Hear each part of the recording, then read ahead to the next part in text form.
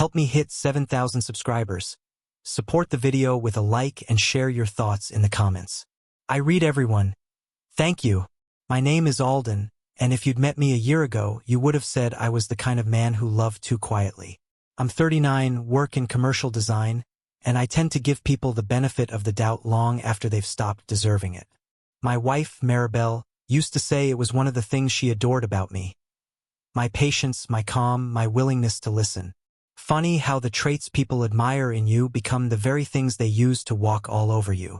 Our marriage hadn't been perfect for a while, but I thought we were doing what every married couple does. Navigating our differences, finding our rhythm again whenever life got too loud. She'd been stressed with work.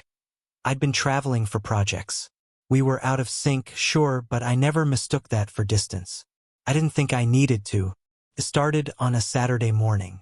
She came into the kitchen wearing that soft gray sweater she always stole from my closet. Her hair was pulled into a loose braid, the kind she wore when she wanted to look casual without trying. She reached for the coffee pot, avoiding my eyes. "I'm taking a week," she said. "A week for what?" I asked, still half asleep. "For freedom," she replied, like she was announcing a vacation package. Time to breathe. Time to reset. I need space. I thought she meant going to her sister's cabin like she usually did when she felt overwhelmed. I didn't panic. I nodded, expecting a short explanation, a reassurance, something. Instead, she wiped her hands on a napkin like she couldn't wait to peel herself away from the life we shared. Then she said the part that finally snapped me awake. "And I won't be alone." At first, I didn't understand. I stood there, holding my mug, staring at her like the meaning was hidden between syllables. But she didn't soften the blow, didn't backtrack, didn't even try to ease the sting. "There's someone," she added. "His name is Dorian. I just need a week to see what this could be." My first instinct wasn't anger. It was disbelief. I kept waiting for a smile, for some hint she was joking, for anything that felt like the world I'd known 5 minutes earlier. But Maribel had already detached herself. Her voice was steady, like she'd practiced this speech in the mirror. A week of freedom. A week with her lover. A week away from the man who'd built a life with her. She packed a suitcase that afternoon. I didn't argue. I didn't scream or demand explanations. I watched her fold clothes and slide her favorite lotion into the side pocket of her bag. Ordinary motions during a profoundly disordered moment. Before leaving, she paused at the doorway. "Don't make this harder than it already is, Alden," she said softly. "I just need to feel alive again." And then she walked out. You'd think the house would feel empty. But it wasn't emptiness I felt. It was insult. It was the quiet echo of someone who believed I'd wait, unquestioning, while she sampled a different life. She expected the same soft-spoken man who forgave everything, who interpreted every betrayal as a misunderstanding, who loved her enough to excuse it all. For 2 days, I carried myself like a ghost. I went to work, ate dinner alone, and slept on my side of the bed because the other half felt like trespassing. I didn't tell anyone. I didn't ask her where she was. I didn't even stalk her location.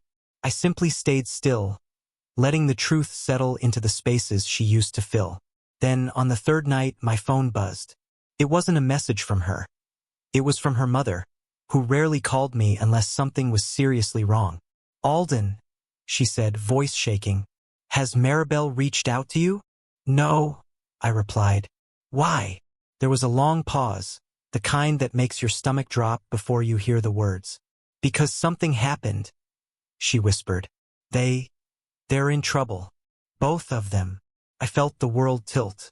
The kitchen floor seemed to sway beneath my feet. "What do you mean, in trouble?" Her breath hitched. "Dorian and Maribel. They were found. And it's not good." I didn't ask another question on the phone. I didn't have to. Her voice said enough. I grabbed my keys and drove to the hospital she mentioned, my thoughts thudding louder than the tires on the asphalt. Every mile tightened something in my chest, but not in the way you'd expect. It wasn't fear. It wasn't love.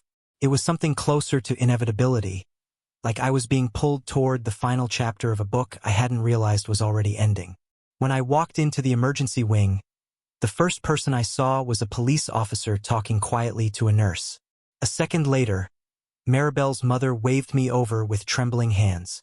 She pulled me into a hug, warm, desperate, unfamiliar. "Alden," she whispered. "I'm so sorry. I didn't know she would do something like this. Just tell me what happened." She explained it in broken pieces. Maribel and Dorian were driving back from the coast.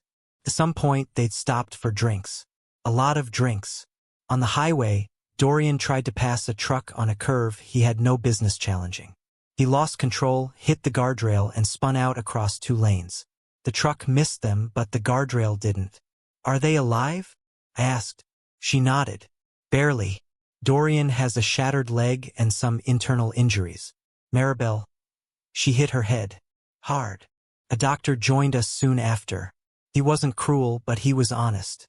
"She's stable," he said, "but concussed, confused, emotional. When she wakes up fully, she may not even remember what happened." I exhaled. Not relief, just release. A heavy, exhausted breath that felt like closing a door from the inside.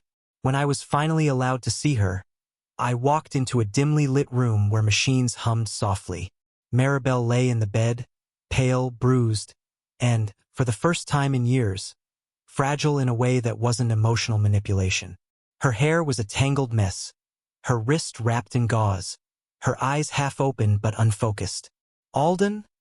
she murmured as I stepped closer. Her voice cracked on my name. What happened?" "You were in an accident," I said. She blinked slowly, like the world was forming itself in pieces she didn't recognize. Then, like a reflex, her hand reached toward mine. "Alden, I'm scared." There was a time when those words would have undone me, but now they simply existed in the air, without the power they once held. "It's okay," I said softly. "You're safe." Her lips trembled. Were you here the whole time?" "No," I replied. "I came when I heard." She swallowed hard, eyes shifting with a flicker of something. Fear, guilt, or perhaps the sudden memory of the man she'd chosen over me. "I made a mistake," she whispered. I wasn't thinking. I don't know why I left with him. I don't know why I said those things to you. I wasn't myself." It was the speech I'd always expected at the end of an argument, not at the end of a betrayal. But there was something missing this time, my desire to hear it. "Rest," I told her. "We'll talk later." She nodded weakly, but her eyes filled with tears. "Please don't leave," she whispered. I stayed in the room for a while, but only out of respect for who we once were, not for the marriage we had now. When I stepped out into the hallway, a detective approached me. "Mr. Hale," he asked, "we'll need your statement tomorrow. Your wife's companion admitted they'd both been drinking before the crash. He'll be facing charges." "Understood," I said. It was strange walking out of that hospital. You'd think I'd feel vindicated, or righteous, or even devastated. But all I felt was clarity, clean, sharp, undeniable clarity. A week of freedom, a week with her lover. And the universe had answered in a language far louder than mine. That night, I went home to the same house she left behind. I stood in the doorway, looking at the framed photos of us smiling on vacations, at family gatherings, at a time when forever still felt like something we could hold. I took each picture down slowly, wrapping it in brown paper and stacking them in a box. Not angrily, not bitterly, just purposefully, the way you pack away things you've outgrown. The next morning, I called an attorney. By the time Maribel was released from the hospital, the papers were ready. When she arrived home, limping, quiet, humbled, she saw them on the table. Her face crumpled. "Alden, you can't mean this." "I do," I said, "but I was confused.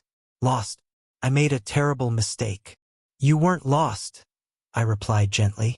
"You were making choices, and now I'm making mine."